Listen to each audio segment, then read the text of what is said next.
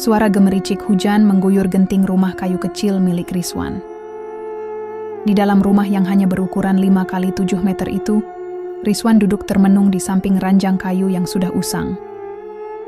Di atas ranjang itu, terbaring seorang gadis, kecil berusia 8 tahun, dengan wajah pucat dan napas tersengal-sengal. Sela, adik satu-satunya, sudah bertahun-tahun terbaring lemah tanpa bisa bangkit. Mata Rizwan sembab, menandakan betapa letihnya ia menghadapi keadaan ini. Berbagai cara sudah ia tempuh. Berobat ke puskesmas, mendatangi klinik kecil di kota sebelah, hingga mencoba ramuan herbal yang dianjurkan oleh para tetua desa. Namun, hasilnya sama. Sela tetap tak berdaya. Panasnya naik lagi, Bang. Lirih, suara Sela di antara napasnya yang tersendat. Rizwan segera mengganti kain basah di kening adiknya, berusaha meredakan demam yang tak pernah surut. Di sudut ruangan, lampu minyak bergoyang pelan, memantulkan bayangan buram di dinding. Malam itu, Rizwan hanya bisa duduk termenung di tepi ranjang, sambil memandangi wajah adiknya yang semakin pucat. Batinnya berteriak meminta keajaiban, berharap ada mukjizat yang bisa menyelamatkan Sela dari penderitaan ini. Tapi, harapan itu seperti ditelan gelapnya malam. Keesokan paginya, Rizwan memutuskan pergi ke pasar desa untuk membeli obat herbal yang direkomendasikan oleh Bu Sari, tetangga sebelah rumah. Di tengah perjalanan, ia bertemu dengan seorang pria tua berbaju lusuh yang tengah duduk di bawah pohon beringin besar di pinggir jalan. Wajahnya penuh kerutan, matanya tajam menatap Rizwan seolah tahu segala penderitaannya. "Bocah, kau mencari kesembuhan untuk adikmu, bukan?" tanyanya tiba-tiba. Rizwan tertegun, langkahnya terhenti. "Bapak tahu dari mana?" tanya Rizwan curiga. Pria tua itu tersenyum samar, tatapannya kosong menembus bayangan pepohonan. "Aku tahu lebih dari itu. Jika kau ingin adikmu sembuh, datanglah ke pinggir hutan selatan saat malam Jumat. Bawa sesajen, kembang 7 rupa dan sebutir telur ayam hitam." Rizwan hanya terdiam, merasakan bulu kuduknya meremang. Tidak ada yang pernah bercerita soal adiknya kepada orang asing. "Maaf, Pak, saya tidak mengerti maksud Bapak," ucapnya mencoba beranjak pergi. Pria tua itu tertawa pelan, suaranya menggema di antara deru angin. "Percayalah, terkadang pengobatan biasa tidak akan bisa menyembuhkan penyakit yang sudah terikat dengan nasib. Jika kau berani mencoba, temuilah Ki Arsa. Dia bisa menyembuhkan penyakit apapun, dengan harga yang setimpal." Rizwan terdiam di persimpangan jalan itu, menatap punggung pria tua yang perlahan menghilang di balik kabut pagi. Nama itu terus terngiang di benaknya, Ki Arsa. Malam Jumat itu, hujan turun dengan deras, seakan langit sedang melampiaskan kesedihannya. Rizwan berdiri di depan pintu rumah, memandangi rintik hujan yang jatuh tanpa jeda. Di tangannya tergenggam sebuah kantong kain lusuh berisi sesajen, kembang 7 rupa, telur ayam hitam, dan sejumput beras. Semua sesuai instruksi pria tua yang ia temui beberapa hari lalu. Pandangan Rizwan teralih pada Sela yang tertidur lemah di ranjang kayu. Napasnya terdengar berat, sesekali disertai batuk kecil yang seakan menyayat hati Rizwan setiap kali mendengarnya. Tanpa banyak berpikir lagi, Rizwan melangkah keluar, menembus derasnya hujan malam itu. Jalan menuju hutan selatan, terletak di pinggir desa, jauh dari keramaian. Jalan setapak yang biasa ditumbuhi ilalang tinggi itu, kini basah berlumpur, menyulitkan langkah Rizwan. Namun, pikirannya hanya tertuju pada satu tujuan, Ki Arsa. Jika benar apa yang dikatakan pria tua itu, mungkin ini adalah kesempatan terakhirnya untuk menyelamatkan Sela. Semakin dalam Rizwan melangkah, semakin sunyi suasana di sekelilingnya. Pohon-pohon besar menjulang tinggi, seolah memagari jalan menuju tempat tersembunyi. Kabut tipis menyelimuti pandangan, menambah kesan mistis pada malam itu. Sesekali Rizwan mendengar suara-suara aneh dari balik pepohonan, tetapi ia mengabaikannya dan terus melangkah. Hingga akhirnya ia tiba di sebuah gubuk tua yang tampak terlantar di tengah hutan. Gubuk itu terbuat dari kayu lapuk, dikelilingi oleh tumbuhan merambat dan akar-akar yang menjalar hingga ke atap. Lampu minyak bergoyang pelan di terasnya, menebarkan cahaya redup yang memantul di antara kabut. Rizwan menghela napas panjang sebelum mengetuk pintu kayu itu dengan ragu. Tok, tok, tok. Tidak lama kemudian, pintu terbuka perlahan, menimbulkan derit panjang yang menyayat telinga. Seorang pria berjubah hitam berdiri di balik pintu. Rambutnya putih panjang, wajahnya penuh kerutan, dan matanya tampak redup namun tajam menatap Rizwan. "Kau datang juga?" ucapnya dengan suara serak. Rizwan tertegun. "Bapak, Ki Arsa?" Pria itu mengangguk perlahan, kemudian memberi isyarat tangan agar Rizwan masuk. Tanpa banyak bicara, Rizwan melangkah masuk ke dalam gubuk.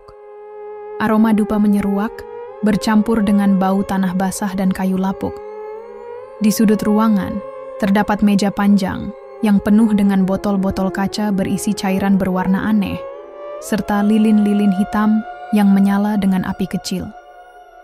"Letakkan sesajenmu di meja itu," perintah Ki Arsa sambil menunjuk meja kayu di tengah ruangan. Rizwan mengikuti instruksi tanpa banyak tanya. Tangannya gemetar ketika meletakkan kembang 7 rupa dan telur ayam hitam di atas kain putih yang sudah usang. Ki Arsa kemudian mengambil sebatang dupa dan menyalakannya. Asap tipis mengepul ke udara, melingkar-lingkar seperti ular yang menari. Ki Arsa mulai melantunkan doa dengan bahasa yang tidak dipahami oleh Rizwan. Suaranya pelan, bergema di seluruh sudut ruangan. "Sekarang, pejamkan matamu," ucap Ki Arsa tiba-tiba. Rizwan menurut, menutup matanya dengan perasaan was-was. Dalam keheningan itu, Rizwan merasakan tangan dingin menyentuh keningnya, diikuti oleh suara bisikan pelan di telinganya. Suara itu tidak berasal dari Ki Arsa, tetapi dari sesuatu yang tidak terlihat. "Jika kau ingin kesembuhan, kau harus siap dengan segala konsekuensinya." Suara itu bergema di dalam kepalanya. Rizwan membuka mata seketika, dan Ki Arsa berdiri di depannya dengan senyum samar. "Selesai, sekarang pulanglah. Kau akan melihat perubahan pada adikmu," ujar Ki Arsa. Tangannya memberi isyarat agar Rizwan meninggalkan tempat itu. Rizwan tidak mengerti apa yang baru saja terjadi, namun ia mengikuti perintah Ki Arsa dan melangkah keluar dari gubuk. Di luar, hujan sudah reda, hanya menyisakan embun tipis di dedaunan. Saat ia berjalan pulang, langkah kakinya terasa lebih ringan, seolah beban yang selama ini menghimpitnya berkurang. Namun di tengah perjalanan, Rizwan berhenti sejenak. Ia merasa ada yang mengikutinya di belakang, namun saat ia menoleh, tidak ada siapa-siapa.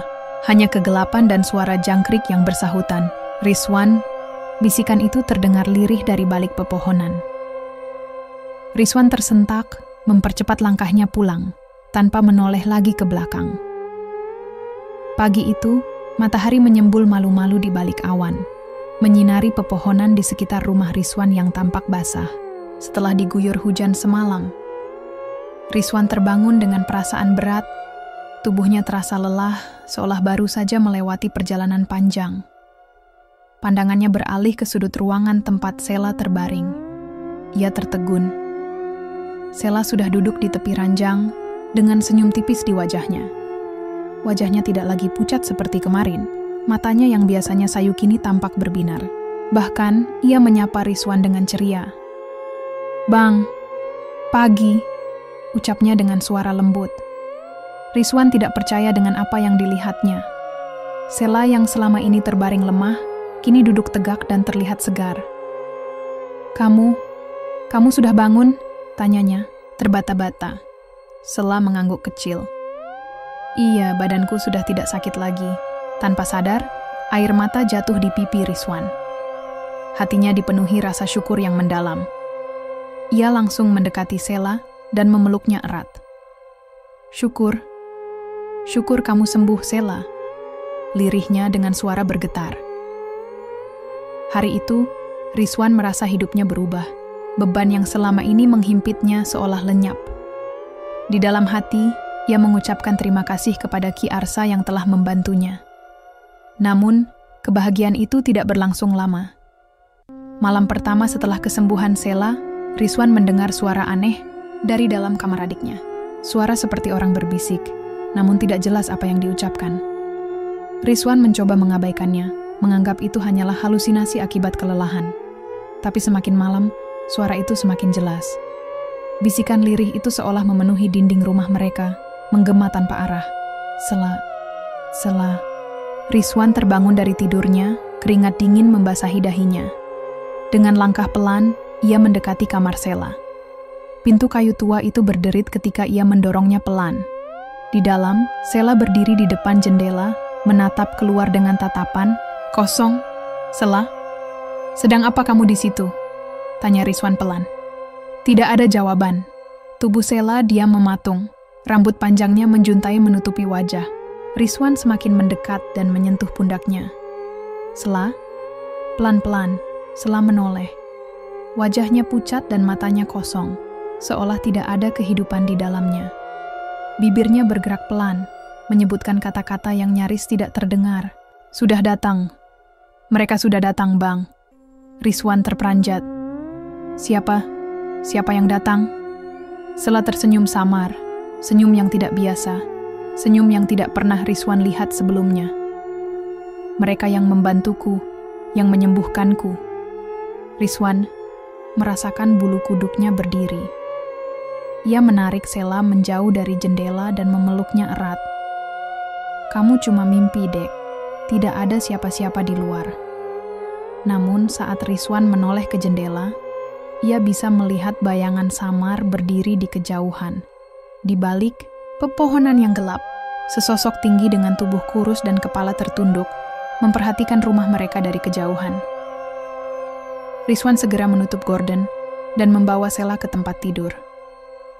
"Tidur lagi ya, abang ada di sini," ujarnya sambil menutupi tubuh adiknya dengan selimut tebal. Namun malam itu terasa panjang dan mencekam. Rizwan tidak bisa tidur, telinganya terus mendengar bisikan-bisikan samar yang bergaung di sudut-sudut ruangan. Di luar, suara langkah kaki pelan terdengar berputar mengelilingi rumah. Seolah ada yang berjalan di atas tanah basah, meninggalkan jejak tanpa wujud. Rizwan tidak berani melihat keluar jendela. Ia hanya duduk di sudut ruangan, menggenggam tasbih kecil peninggalan almarhum ibunya, berharap malam segera berakhir. Pagi itu, mentari muncul dengan hangatnya, menyusup melalui celah-celah genting rumah kayu milik Rizwan. Sela tampak lebih ceria dari biasanya. Tubuhnya yang kemarin lemah kini bergerak lincah di halaman rumah, seolah tidak pernah sakit. Rizwan memandanginya dengan takjub dari beranda rumah. Rasa syukur mengalir di hatinya. "Bang, aku mau main di depan, ya?" seru Sela riang, suaranya melengking penuh semangat. Rizwan tersenyum dan mengangguk. "Iya, tapi jangan jauh-jauh. Abang akan menyiapkan sarapan." Sela berlari kecil menuju halaman, bermain dengan dedaunan kering yang berserakan di tanah. Rizwan memandangnya sambil menghela napas lega. Akhirnya, penderitaan adiknya berakhir. Ia berpikir, mungkin keputusan menemui Ki Arsa adalah langkah terbaik yang pernah ia ambil. Namun, keanehan mulai muncul. Beberapa warga desa yang kebetulan lewat di depan rumah Rizwan berhenti dan memandang Sela dengan wajah bingung. Bisikan kecil terdengar di antara mereka, seolah melihat sesuatu yang tidak wajar. "Bukankah itu Sela? Gadis yang sakit-sakitan itu?" bisik seorang ibu kepada temannya. "Iya, tapi wajahnya aneh. Terlihat pucat, tapi penuh tenaga," sahut yang lain dengan nada ragu. Rizwan mendengar percakapan itu dari kejauhan, namun ia mengabaikannya. Bagi Rizwan, yang terpenting adalah Sela sehat dan ceria. Tapi seiring waktu, Sela mulai menunjukkan tingkah laku yang semakin aneh. Di malam harinya, Rizwan terbangun oleh suara langkah kaki di dalam rumah. Langkah kaki itu terdengar pelan, namun ritmis, seolah seseorang sedang berjalan mondar-mandir di ruang tengah. Rizwan mengintip melalui celah pintu kamarnya dan mendapati Sela berdiri di tengah ruangan. Ia berdiri menghadap dinding, tubuhnya mematung seperti patung kayu. Kedua tangannya menggantung di sisi tubuhnya, rambutnya yang panjang terurai menutupi sebagian wajah. Rizwan mendekat dengan hati-hati. "Sela, kamu ngapain di situ?" tanyanya setengah berbisik. Sela tidak menjawab, ia tetap diam mematung. Rizwan menahan napas, merasakan suasana yang begitu hening hingga detak jantungnya sendiri terdengar jelas di telinga. Perlahan, Sela mengangkat tangannya, menunjuk ke arah dinding kosong di depannya. "Mereka menunggu di sana, Bang," bisiknya, dengan suara yang tidak seperti biasanya, parau dan menggema. Rizwan tertegun, keringat dingin mengalir di pelipisnya. Siapa Sela? Siapa yang menunggu? Sela menunduk, rambutnya terjuntai menutupi wajahnya.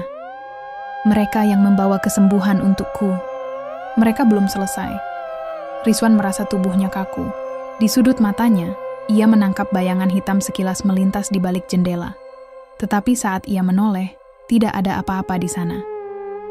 Sela tiba-tiba berbalik, memandang Rizwan dengan senyum lebar yang tidak wajar. "Aku tidak apa-apa, Bang. Aku cuman main-main," ujarnya sambil berlari kecil kembali ke kamarnya. Rizwan hanya berdiri kaku di tempatnya, pikiran berkecamuk antara lega dan takut. Sela memang sembuh, tapi ada sesuatu yang berbeda. Sesuatu yang tidak bisa dijelaskan dengan kata-kata. Keesokan harinya, saat Rizwan berbelanja ke pasar, beberapa warga mulai menatapnya aneh. Beberapa berbisik-bisik di belakangnya, seolah membicarakan sesuatu. Katanya, "Sela sembuh tiba-tiba ya," bisik seorang ibu paruh baya kepada penjual sayur. "Iya, padahal sudah bertahun-tahun sakit kan? Aneh, cepat sekali sembuhnya." Ada yang bilang, "Dia ke tempat Ki Arsa," ucap yang lain, suaranya dipelankan seolah takut didengar. Rizwan hanya menunduk dan mempercepat langkahnya. Ia tahu, nama Ki Arsa tidak terlalu disukai di desa. Beberapa warga percaya bahwa Ki Arsa memiliki ilmu hitam, meski tidak ada yang pernah berani menuduhnya secara langsung. Di perjalanan pulang, Rizwan tak henti-hentinya berpikir. Kesehatan Sela yang pulih secepat itu memang di luar logika, tapi ia tidak berani mempertanyakan cara Ki Arsa. Baginya, yang terpenting adalah adiknya bisa hidup normal kembali. Namun, di malam harinya, teror itu kembali. Saat Rizwan tengah terlelap, ia terbangun oleh suara ketukan pelan di jendela kamarnya. Tok, tok, tok, Rizwan menahan napas. Jantungnya berdebar keras. Ia mengintip dari balik tirai dan mendapati bayangan seorang anak kecil berdiri di luar jendela. Sosok itu berdiri kaku, menatap lurus ke arahnya. Matanya hitam pekat tanpa kelopak, dan mulutnya tersenyum lebar hingga ke telinga. Rizwan terlonjak, mundur, kakinya tersandung meja kecil di samping tempat tidur. Saat ia menoleh kembali ke jendela, sosok itu sudah tidak ada. Hanya angin malam yang berdesir pelan, membawa aroma anyir yang tidak biasa. Rizwan merasakan bulu kuduknya meremang. Ia tahu sesuatu yang aneh telah terjadi. Dan itu semua dimulai sejak ia menemui Ki Arsa. Pagi itu, udara terasa lebih dingin dari biasanya. Kabut tipis menyelimuti jalan setapak di sekitar rumah Rizwan, menambah suasana kelam dan sunyi. Rizwan baru saja selesai menyiapkan sarapan ketika suara ketukan pelan terdengar di pintu depan. Tok, tok, tok. Rizwan membuka pintu dan mendapati Ki Arsa berdiri di sana. Wajahnya pucat dengan tatapan tajam menusuk. Di balik jubah hitamnya, ia menggenggam tongkat kayu yang tampak tua dan berlumut. "Selamat pagi, Rizwan," sapanya dengan suara serak. Rizwan tersentak, tidak menyangka Ki Arsa akan muncul di rumahnya. "Pak, Ki Arsa, ada apa pagi-pagi ke sini?" Ki Arsa tersenyum tipis. "Aku hanya ingin memastikan kesembuhan adikmu, Sela. Bagaimana keadaannya sekarang?" Rizwan mengangguk cepat. "Alhamdulillah, sudah sehat. Terima kasih atas bantuan Ki Arsa," ucapnya tulus. Ki Arsa menatap Rizwan dalam-dalam, kemudian berjalan masuk tanpa diundang. Rizwan yang masih kebingungan hanya bisa mengikuti langkah pria tua itu menuju ruang tengah. Sela sedang duduk di lantai, bermain dengan boneka usang yang sudah sobek di beberapa bagian. Ketika Ki Arsa masuk, Sela mendongak dan tersenyum aneh ke arahnya. "Kakek yang di hutan," sapanya pelan. Ki Arsa tersenyum lebar, matanya tampak menyipit seiring senyumnya yang melebar. "Anak manis, bagaimana perasaanmu sekarang?" Sela menunduk. Jari-jarinya memainkan rambut bonekanya. Mereka suka, mereka senang. Jawabnya dengan suara datar. Rizwan merasakan hawa dingin merayap di tengkuknya. Siapa yang suka, Sela? Tanyanya heran. Sela hanya tersenyum tanpa menjawab. Ki Arsa meletakkan tongkatnya di lantai dan menatap Rizwan dengan tatapan serius. Rizwan, kesembuhan itu tidak datang dengan cuma-cuma. Ada yang harus kau penuhi sebagai balasan, ucapnya tegas. Rizwan terdiam, merasakan sesuatu yang tidak enak. Apa yang harus saya lakukan, Ki? Tanyanya hati-hati. Ki Arsa mengeluarkan kain hitam kecil dari balik jubahnya. Di dalam kain itu terdapat sebutir telur ayam hitam dan sebilah pisau kecil berkarat. Setiap malam Jumat, kau harus mengorbankan seekor ayam hitam. Darahnya harus ditumpahkan di persimpangan jalan tua di ujung desa. Jangan lupa ucapkan nama adikmu sebanyak 3 kali saat darah menetes ke tanah. Rizwan menelan ludah. Kenapa harus begitu, Ki? Ki Arsa menatapnya tajam. Itu adalah perjanjian. Darah itu sebagai penebusan. Jika tidak, mereka akan datang menjemput apa yang seharusnya menjadi milik mereka, ucapnya sambil tersenyum dingin. Rizwan ingin menolak, tetapi bayangan Sela yang sehat dan ceria membuatnya menahan diri. Akhirnya, dengan berat hati, ia mengangguk setuju. Baik, saya akan melakukannya, ucapnya pelan. Ki. Arsa tersenyum puas. Bagus, jangan sampai lupa. Jika kau gagal sekali saja, kau tahu akibatnya, bisiknya sebelum melangkah pergi, meninggalkan hawa dingin yang merayap di sekeliling ruangan. Malam itu, Rizwan menyiapkan segala sesuatunya. Seekor ayam hitam yang ia beli di pasar, pisau kecil, dan kain hitam yang diberikan Ki Arsa. Langkahnya berat ketika ia berjalan menuju persimpangan jalan tua yang sepi dan jarang dilalui orang. Di sana, di bawah rembulan yang menggantung pucat, Rizwan berlutut. Tangannya gemetar ketika ia mengeluarkan ayam hitam dari dalam karung. Matanya menatap kosong ketika ia mengangkat pisau berkarat itu. Maafkan aku, bisiknya pelan sebelum pisau itu meluncur cepat. Darah segar menetes ke tanah, mengalir pelan membentuk genangan kecil. Rizwan memejamkan mata mengingat pesan Ki Arsa. Dengan suara bergetar ia menyebutkan nama adiknya. Sela. Angin malam tiba-tiba berhembus kencang, membawa bisikan-bisikan aneh yang melingkari tubuh Rizwan. Ia merasakan hawa dingin menyentuh kulitnya, seolah ada yang berputar mengelilinginya. Ketika ia membuka mata, bayangan hitam berdiri di ujung jalan, memandangnya dengan tatapan kosong. Rizwan tersentak, mundur beberapa langkah. Bayangan itu hanya berdiri diam, sebelum akhirnya lenyap bersama hembusan angin. Tanpa berpikir panjang, Rizwan berlari meninggalkan tempat itu, menyisakan darah yang masih meresap ke dalam tanah. Setibanya di rumah, Sela sudah tertidur pulas di tempat tidur. Rizwan memandangi wajah adiknya yang tenang, mencoba meyakinkan dirinya bahwa semua akan baik-baik saja. Namun, di sudut hatinya, rasa takut itu terus menghantui. Sejak malam ritual pertama itu, suasana di sekitar rumah Rizwan mulai berubah. Hawa dingin yang tidak biasa menyelimuti pekarangan rumahnya, meskipun matahari bersinar terang di siang hari. Warga desa yang lewat di depan rumah Rizwan mulai berbisik-bisik. Beberapa bahkan berjalan lebih cepat seolah takut berlama-lama di sekitar sana. Sela tampak semakin sehat setiap harinya, bahkan jauh lebih sehat daripada sebelum sakit. Kulitnya tidak lagi pucat, pipinya merona kemerahan, dan tubuhnya semakin aktif bermain di luar rumah. Namun, di balik kesehatannya yang kembali, Sela mulai menunjukkan perilaku aneh yang tidak bisa dijelaskan oleh Rizwan. Pagi itu, Rizwan sedang menyapu halaman ketika Sela berlari menghampirinya. "Bang, aku ketemu teman baru," ujarnya dengan senyum lebar. Rizwan tersenyum kecil. "Wah, bagus dong. Siapa namanya?" Sela menggeleng pelan. "Aku tidak tahu namanya, tapi dia selalu berdiri di depan jendela setiap malam dan memanggil namaku." Rizwan terdiam sejenak, sapu di tangannya terhenti. Di depan jendela, waktu malam, Sela mengangguk, wajahnya tampak ceria seolah itu hal biasa. "Iya, dia sering tersenyum padaku. Katanya, aku akan segera bermain bersamanya di tempat yang sangat indah. Rizwan merasakan bulu kuduknya berdiri. Sela, kamu bercanda kan? Tidak ada orang di depan jendela. Ucapnya setengah berbisik. Sela hanya tersenyum, senyum yang terlihat tidak wajar di wajahnya.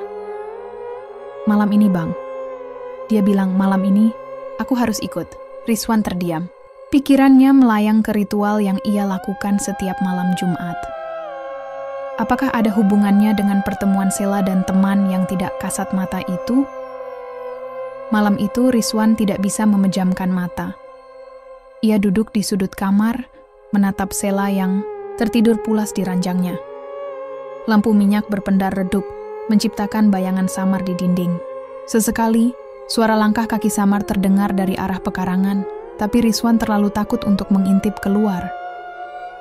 Tok, tok, tok, ketukan di jendela itu kembali terdengar. Rizwan menahan napas, matanya terfokus pada jendela yang diselimuti tirai lusuh. Perlahan, bayangan tangan kecil terlihat dari balik kain tipis itu.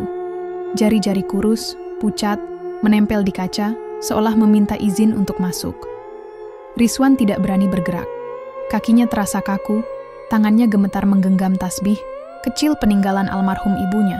Ya Allah, lindungi adikku, bisiknya pelan. Ketukan itu berhenti, namun suara langkah kaki terdengar berputar mengelilingi rumah. Rizwan memejamkan mata, mencoba mengabaikan suara itu. Di sisi lain, Sela tetap terlelap, napasnya teratur seperti tidak terjadi apa-apa. Pagi, harinya, Rizwan langsung mendatangi Ki Arsa. Hatinya penuh dengan pertanyaan dan rasa takut yang tidak bisa ia kendalikan. Ia menemukan Ki Arsa tengah duduk di beranda gubuknya, menatap langit dengan mata terpejam. "Ki!" panggil Rizwan, suaranya terburu-buru. Ki Arsa membuka mata dan menoleh, senyum samar menghiasi wajahnya. "Kau datang, ada apa, Rizwan?" Rizwan langsung duduk di hadapan Ki Arsa, napasnya tersengal. "Sela, dia bilang bertemu teman di jendela setiap malam.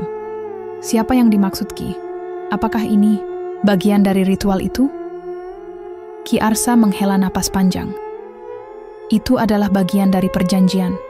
Setiap darah yang kau tumpahkan di persimpangan akan memanggil mereka yang telah diikat. Mereka datang untuk memastikan perjanjian tidak dilanggar." Jawabnya tenang. Rizwan terdiam, pikirannya berkecamuk.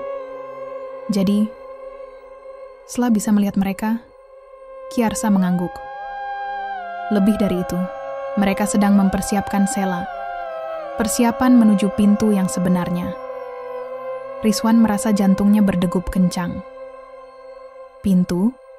Pintu apa maksud Ki?" Ki Arsa menatapnya tajam, senyum samar tidak hilang dari wajahnya. "Pintu menuju alam mereka. Jika perjanjianmu tidak dilanjutkan, mereka akan mengambil kembali apa yang telah diberikan, termasuk Sela." Rizwan membeku di tempatnya, napasnya seakan berhenti. Ia tidak pernah menyangka bahwa ritual itu bukan sekadar syarat kesembuhan, tetapi sebuah persiapan menuju sesuatu yang lebih gelap. Ki Arsa meletakkan tangannya di bahu Rizwan, menepuk pelan. "Rizwan, ingat, darah adalah pengikat.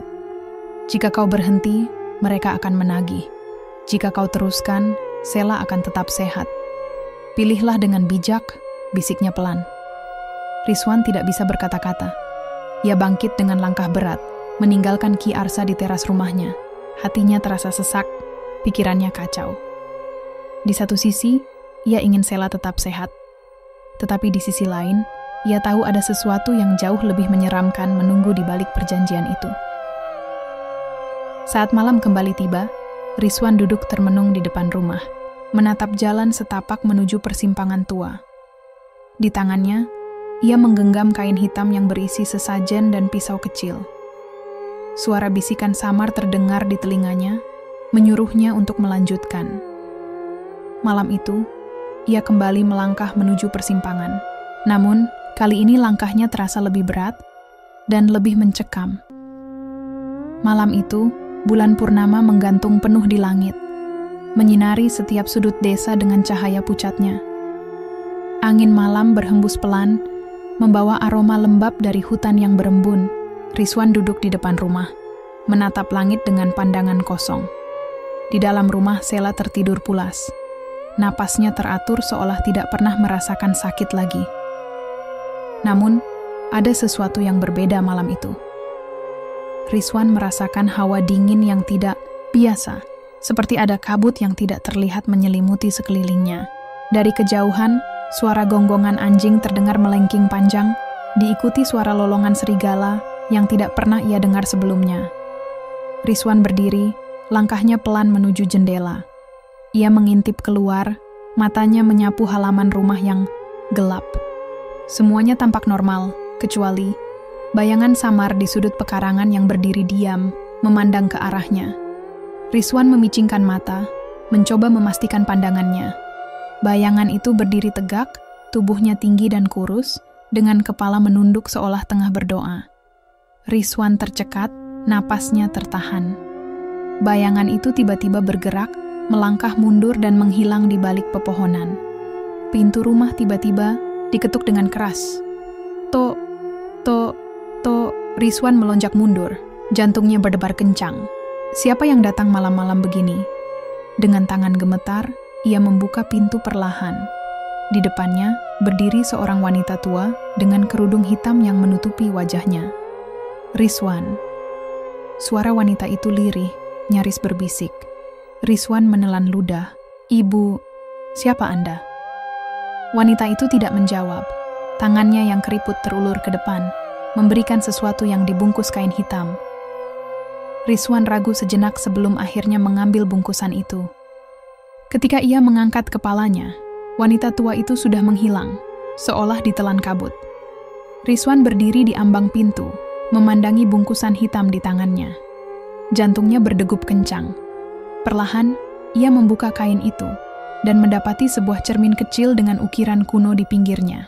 Permukaannya tidak memantulkan bayangan dengan jelas, justru berkilauan seperti kabut yang terperangkap di dalamnya. Rizwan merasa ada sesuatu yang aneh, tetapi ia tidak bisa menjelaskan apa itu.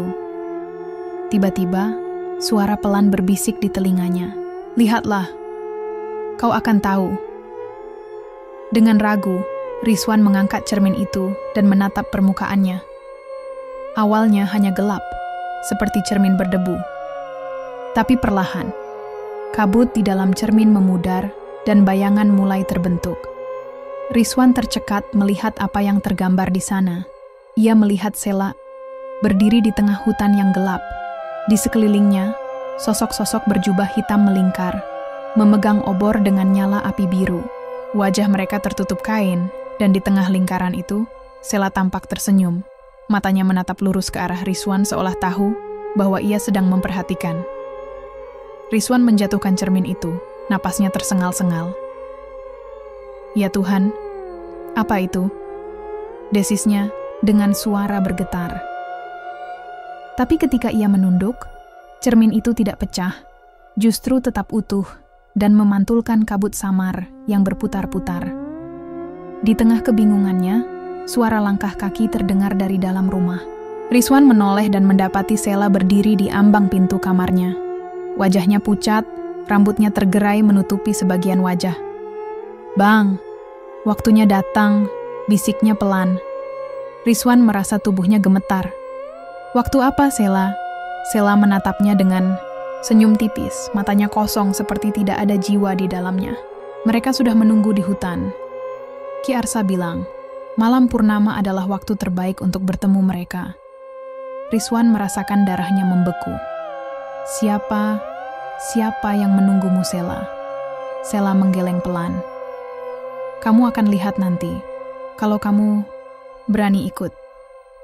Kata-kata itu bagaikan cambuk yang memukul keras batin Rizwan. Ia tahu sesuatu yang buruk akan terjadi, tapi tubuhnya terasa kaku. Sela, kamu tidak boleh pergi ke hutan, ucapnya dengan nada memohon. Sela tersenyum lebar. Aku tidak bisa menolak, Bang. Mereka sudah memanggilku. Sebelum Rizwan sempat menghentikannya, Sela berlari keluar rumah. Berlari menembus pekarangan menuju jalan setapak yang menuju hutan selatan. Rizwan mengejarnya, kakinya berlari sekencang mungkin. namun bayangan Sela semakin jauh di depan. Pepohonan tinggi menjulang, menyembunyikan bayangan adiknya yang semakin hilang di tengah kabut. Rizwan berteriak memanggil namanya, tetapi tidak ada jawaban. Hanya gema suaranya yang kembali menghantam telinganya. Langkah Rizwan terhenti ketika ia tiba di tepi sebuah lapangan kecil di tengah hutan. Di sana, Sela berdiri di tengah lingkaran, dikelilingi oleh sosok-sosok berjubah hitam yang memegang obor. Di antara mereka, Ki Arsa berdiri dengan senyum mengembang, tatapannya menusuk ke arah Rizwan. "Kau datang juga, Rizwan," ucap Ki Arsa dengan suara bergetar pelan, penuh kepuasan. Rizwan menatap lingkaran itu dengan mata terbelalak. "Apa? Apa yang kalian lakukan?" Teriaknya Ki Arsa hanya tersenyum, tangannya mengangkat obor tinggi-tinggi. "Ini adalah bagian dari perjanjianmu, Rizwan. Kau sudah menyegel nasibnya sejak malam pertama kau datang padaku." Rizwan mencoba melangkah, mendekat, tetapi tubuhnya seakan ditahan oleh kekuatan tak terlihat. Kakinya membeku di tanah, tidak bisa bergerak. "Sela, lari!" teriaknya putus asa. Namun Sela hanya menoleh dan tersenyum, senyum yang bukan miliknya.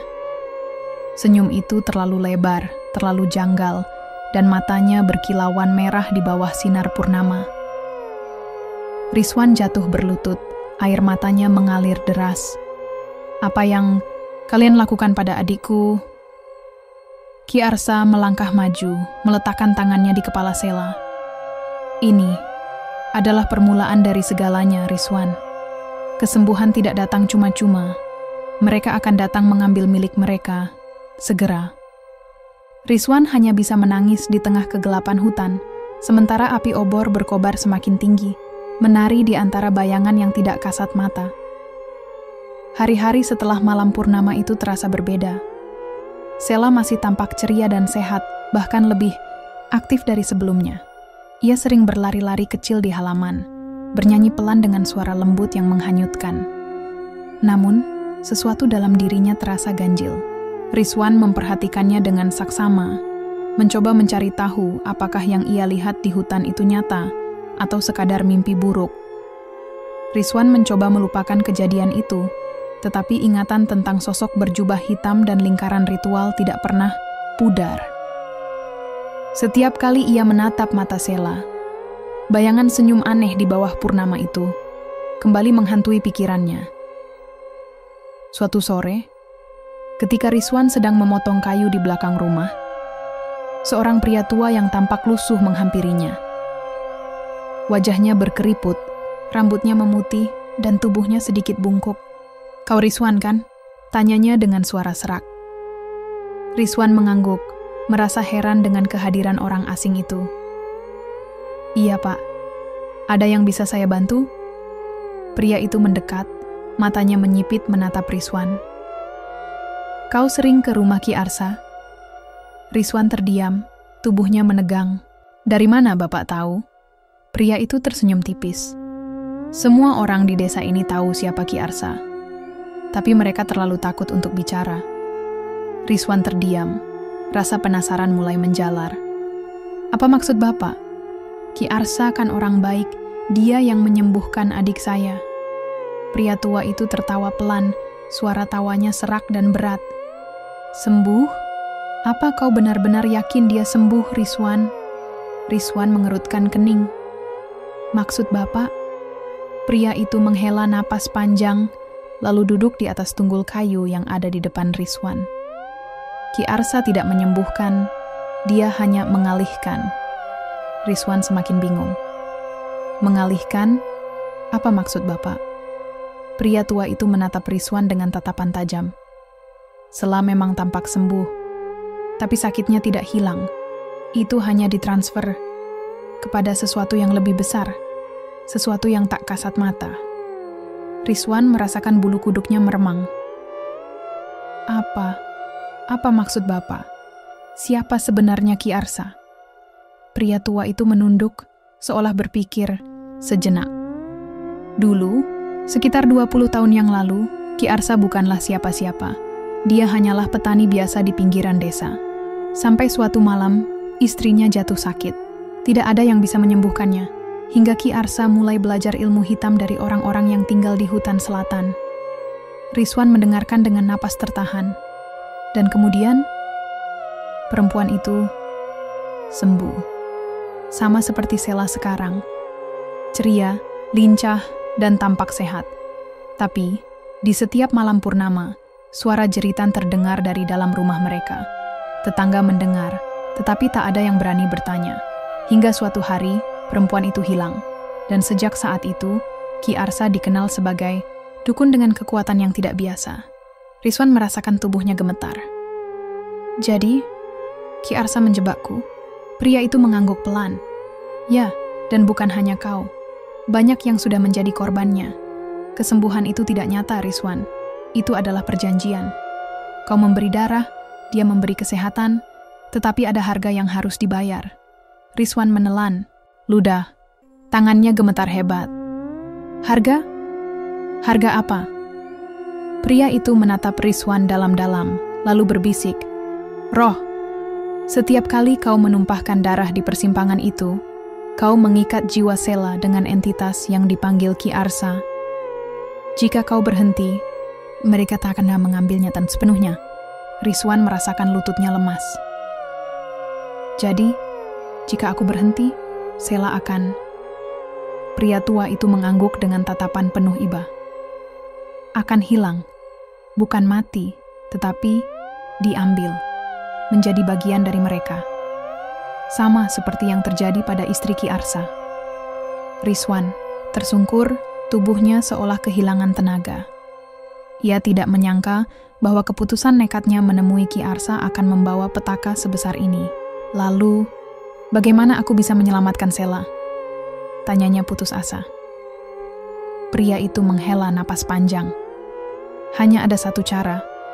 Kau harus menghentikan Ki Arsa sebelum ritual purnama berikutnya. Jika tidak, kau akan kehilangan Sela selamanya. Rizwan.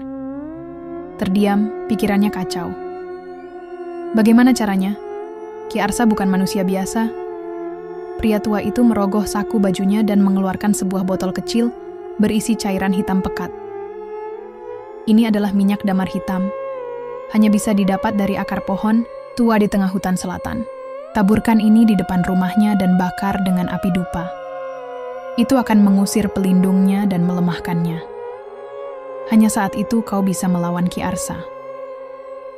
Rizwan menerima botol itu dengan tangan gemetar. Bapak, siapa sebenarnya Anda?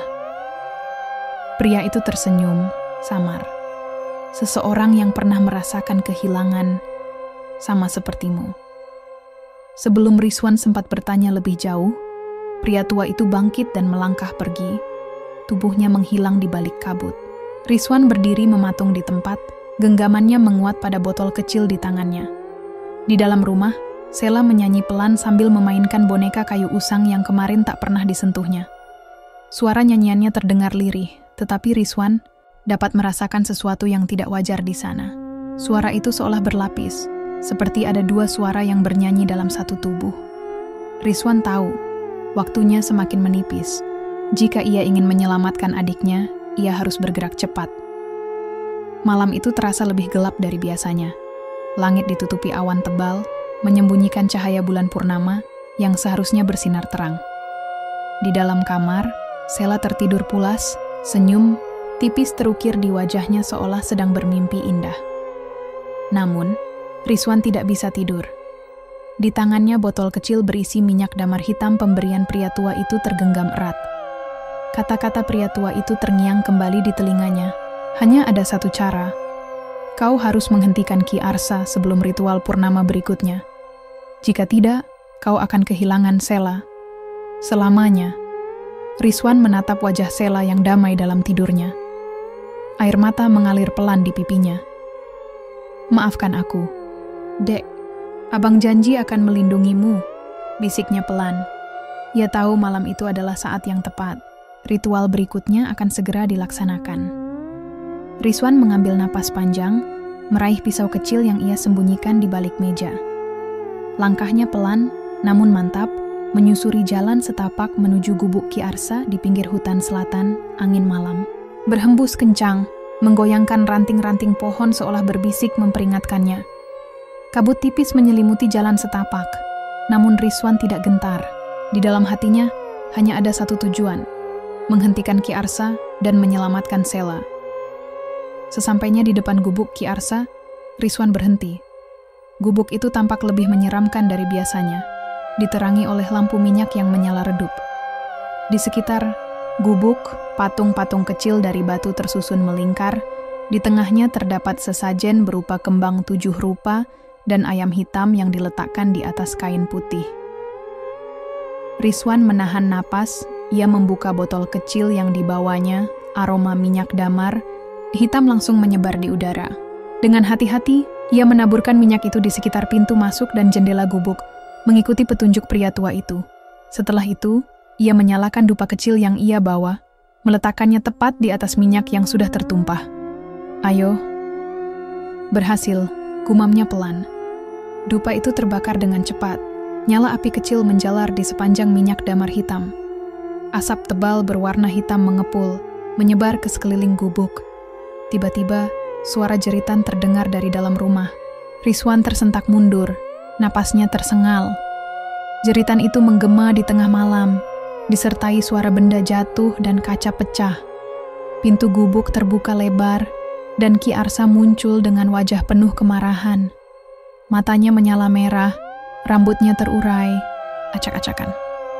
Kau berani melawan perjanjian, Rizwan?" Suaranya bergetar, menggelegar seakan memenuhi seluruh hutan. Rizwan memegang pisau di tangannya erat-erat. "Perjanjian itu tidak adil. Kau menipu aku. Kau menjebak Sela," teriak Rizwan tanpa rasa takut. Ki Arsa tertawa keras, suaranya menggema di antara pepohonan. "Menipu? Tidak, Rizwan. Kau yang datang padaku, kau yang meminta bantuan, dan kau yang menumpahkan darah setiap malam Jumat." Rizwan menggigit bibirnya, rasa bersalah menghantam dadanya. Aku tidak tahu kau akan mengambil nyawa adikku." Ki Arsa mengangkat tangannya, dan angin kencang tiba-tiba berhembus, memadamkan semua nyala api di sekeliling mereka. "Kau pikir kau bisa mengingkari perjanjian darah? Sekali perjanjian dibuat, nyawa akan ditagih," bisiknya dingin. Rizwan menggenggam pisau di tangannya semakin erat.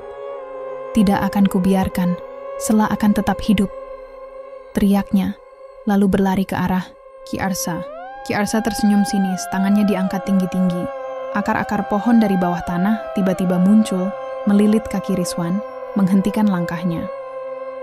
Rizwan mencoba melepaskan diri, tetapi lilitan itu semakin kuat, menahan tubuhnya di tempat. "Anak bodoh, kau berpikir bisa melawanku?" Ki Arsa mendekat, senyumnya semakin lebar. "Kau sudah terlambat, Sela sudah menjadi milik mereka." Rizwan menatap Ki Arsa dengan amarah. "Tidak, selama aku masih hidup, aku akan menyelamatkan Sela," teriaknya. Ki Arsa mendengus. "Kau mau hidup? Baik, aku akan memberimu kesempatan," ucapnya seraya mengayunkan tangannya. Rizwan terlempar keras ke belakang. Tubuhnya menghantam batang pohon, hingga napasnya terhenti sejenak. Rasa sakit menjalar di seluruh tubuhnya, namun ia tidak peduli.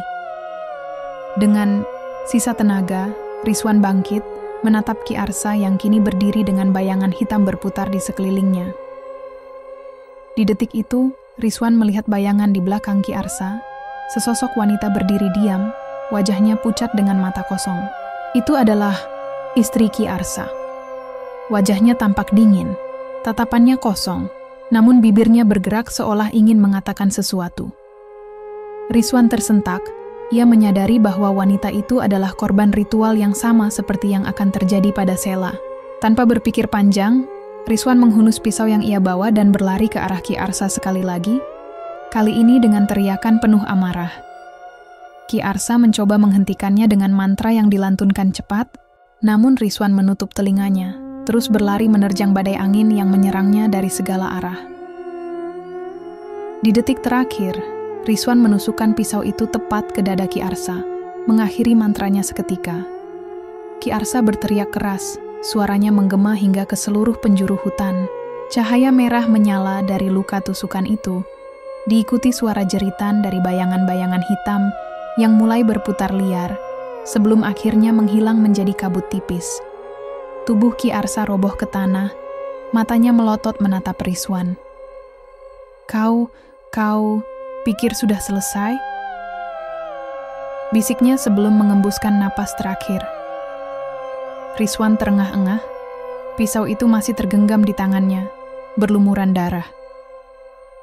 Tidak, ini baru permulaan, ucapnya dengan napas berat. Di tengah keheningan hutan, suara Sela memanggil samar dari arah gubuk. Bang, di mana kau? Rizwan menoleh cepat. Tanpa pikir panjang, ia berlari menembus kegelapan, menuju suara adiknya yang memanggil. Rizwan berlari sekuat tenaga menembus gelapnya hutan, dedaunan dan ranting-ranting kecil menggores lengannya, tetapi ia tidak peduli. Napasnya terengah-engah, matanya terfokus pada suara yang memanggil samar dari kejauhan. Suara itu adalah milik Sela. Bang, di mana kau?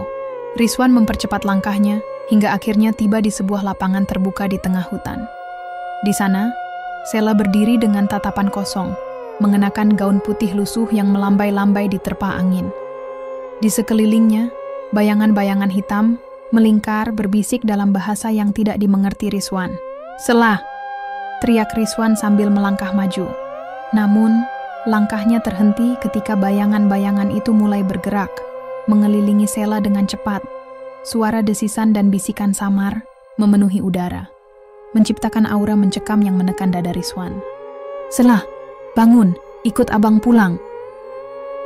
Teriaknya lagi, namun Sela hanya menatapnya dengan senyum tipis yang tidak wajar. Sudah terlambat, Bang. Mereka sudah di sini, jawab Sela dengan suara berlapis, seperti ada dua orang yang berbicara bersamaan. Rizwan menelan ludah, tubuhnya gemetar. Tidak. Abang akan menyelamatkanmu, percayalah. Ia mencoba melangkah maju, tetapi tiba-tiba tubuhnya terpental mundur, seolah ada dinding tak terlihat yang menahannya. Rizwan tersungkur di tanah, tangannya bergetar hebat. Dari kegelapan sosok Ki Arsa muncul dengan tubuh yang kini transparan, samar seperti bayangan kabut. Wajahnya penuh senyum kemenangan. Kau pikir bisa memutus perjanjian dengan mudah, Rizwan? Darah telah ditumpahkan, jiwa telah ditandai. Sela sudah milik mereka. Rizwan bangkit dengan susah payah, matanya menatap lurus pada sosok Ki Arsa. Tidak, aku tidak akan menyerah. Kau tidak akan mengambil Sela dariku. Ki Arsa tersenyum tipis, tangannya diangkat tinggi-tinggi. Baiklah, jika kau ingin mencoba silakan. Tapi ingat, darah hanya bisa digantikan dengan darah. Rizwan mengernyit, tidak mengerti maksud Ki Arsa. Apa maksudmu? Ki Arsa melangkah maju, bayangannya semakin memudar seiring langkahnya. Kau bisa mengambilnya kembali, tetapi dengan satu syarat, gantikan nyawanya dengan nyawamu. Rizwan terdiam, dunia seakan berhenti berputar. Gantikan nyawaku? Ki Arsa mengangguk. Ritual terakhir. Kau masuk ke dalam lingkaran itu dan menyerahkan darahmu. Jika kau berhasil, Sela akan bebas. Tetapi kau akan terikat selamanya di dalam dunia mereka. Rizwan memandangi wajah Sela yang berdiri kaku di tengah lingkaran bayangan hitam itu. Matanya kosong, tatapannya hampa. Rizwan menghela napas panjang, air mata mengalir di pipinya. Jika itu bisa menyelamatkan Sela, aku akan melakukannya. Ki Arsa tersenyum puas, bayangannya semakin memudar, seolah ditelan oleh kegelapan. Kau membuat pilihan yang bijak, Rizwan. Sangat bijak. Tanpa ragu, Rizwan melangkah maju menuju lingkaran. Itu, setiap langkah terasa berat, seolah ada ribuan tangan tak kasat mata yang menariknya mundur. Ketika ia sampai di depan Sela, Rizwan meraih tangan adiknya dan menggenggamnya erat. Maafkan abang, Sela. Abang terlalu egois, bisiknya. Suaranya bergetar. Sela tidak menjawab, tetapi tatapannya berubah. Mata yang sebelumnya kosong perlahan kembali hidup, dan air mata mengalir di pipinya. "Bang, aku takut," bisiknya pelan. Rizwan mengangguk sambil tersenyum. "Tidak apa-apa, Dek. Kamu akan aman sekarang. Abang akan melindungimu, selalu." Rizwan menatap ke sekeliling, bayangan-bayangan hitam itu semakin mendekat, bergemuruh seolah menunggu sesuatu. Di tangannya, pisau kecil yang ia bawa berkilau redup di bawah cahaya bulan.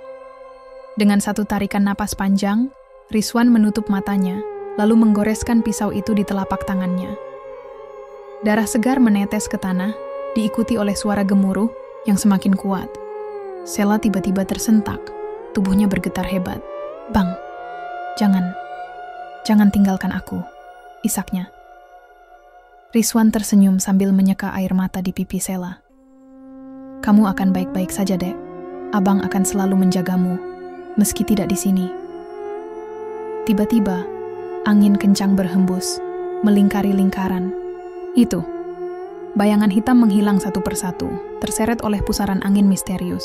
Sela jatuh tersungkur, tetapi tubuhnya tampak ringan, seolah terbebas dari sesuatu yang berat. Rizwan memandang adiknya sekali lagi sebelum tubuhnya perlahan-lahan memudar, ditelan oleh kabut tipis yang bergulung di sekelilingnya. "Selamat tinggal, Dek, jaga dirimu," bisiknya sebelum seluruh tubuhnya lenyap dari pandangan. Sela membuka matanya, tubuhnya terasa ringan. "Bang," panggilnya, tetapi tidak ada jawaban. Hanya hening, ditemani suara jangkrik yang bersahutan. Keesokan paginya, warga desa menemukan Sela berjalan sendirian di tepi jalan. Tubuhnya sehat dan wajahnya ceria. Namun, ketika mereka menanyainya tentang Rizwan, Sela hanya menjawab sambil tersenyum, "Abang ada di sini, dia selalu menjaga aku." Warga mengira Sela hanya berhalusinasi, tetapi Sela selalu bersikeras bahwa Rizwan masih bersamanya. Setiap malam, ia akan duduk di depan jendela, berbicara sendiri seolah ada seseorang yang mendengarkan. Dan di tengah malam, warga desa bersumpah sering melihat bayangan seorang pria berdiri di tepi hutan selatan, memandangi rumah kecil Sela dengan senyum penuh kasih.